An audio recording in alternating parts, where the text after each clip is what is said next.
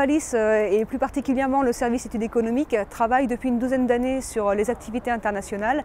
Dans les résultats qu'on a observés, on voit qu'il y a deux groupes dans les différents pays, donc l'Australie, l'Argentine, la Russie et l'Ukraine avec des coûts de production de l'ordre de 60 à 80 euros la tonne, et puis un deuxième groupe composé des États-Unis, du Canada et de la France avec des coûts de production significativement supérieurs. Ce que l'on fait comme type de coût de production, c'est un coût de production complet, donc qui rémunère tous les facteurs de production, donc qui peut être différent de ce qu'on peut trouver effectivement comme coût de production dans les trésoreries. Donc c'est un coût qui va rémunérer tous les facteurs de production, donc y compris la main-d'œuvre familiale, qui va considérer toute l'exploitation en fermage et qui va rémunérer l'ensemble des capitaux propres et qui va évaluer le matériel en valeur à neuf. Par rapport aux résultats qu'on a observés, ce qu'il faut voir, c'est que la France a la variabilité la plus faible. Par exemple, je prends l'exemple de l'Australie. L'Australie peut avoir des coûts de production qui vont du simple au triple. L'année dernière, par exemple, ils étaient en année de sécheresse. Les coûts de production sont montés à 235 euros la tonne parce qu'il y avait la sécheresse. En moyenne, souvent, ils sont plutôt aux alentours de 75 euros la tonne.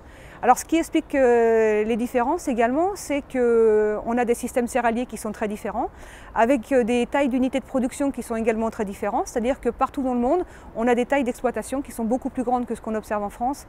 Et également, on observe des différences de productivité du travail qu'on calcule en tonnes de blé, qu'on calcule avec le tonne de blé par actif, qui sont largement supérieures chez nos concurrents, notamment en Argentine, en Australie et au Canada. Ce qu'on observe au niveau économique, structurel et commercial, c'est une tendance à l'agrandissement dans tous les pays. Et également un investissement matériel important, alors que ce soit dans des outils de semi-direct dans certains pays comme l'Argentine, l'Australie, les États-Unis et le Canada, un investissement aussi important en Russie, beaucoup moins en Ukraine par contre.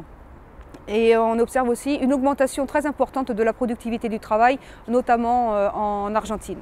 Tout le monde va vers une simplification du travail du sol, donc plutôt semi-direct pour les pays que je vous ai cités précédemment, et une simplification du travail du sol, par exemple en Russie et en Ukraine, avec un abandon du labour dès que c'est possible. Ce qu'on voit, c'est que finalement nos concurrents classiques n'ont pas énormément de marge de manœuvre.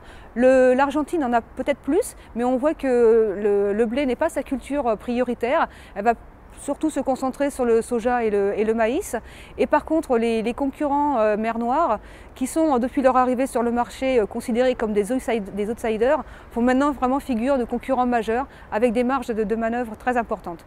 Par contre, ce n'est pas parce qu'ils sont compétitifs sortis d'exploitation qu'ils le seront rendus utilisateurs. Les coûts de mise en marché peuvent être plus élevés en Ukraine et également il y a des problèmes d'organisation de filières. Donc c'est des pays qui ont effectivement des marges de manœuvre importantes, mais à aujourd'hui, je pense que la France a encore quelques points d'avance.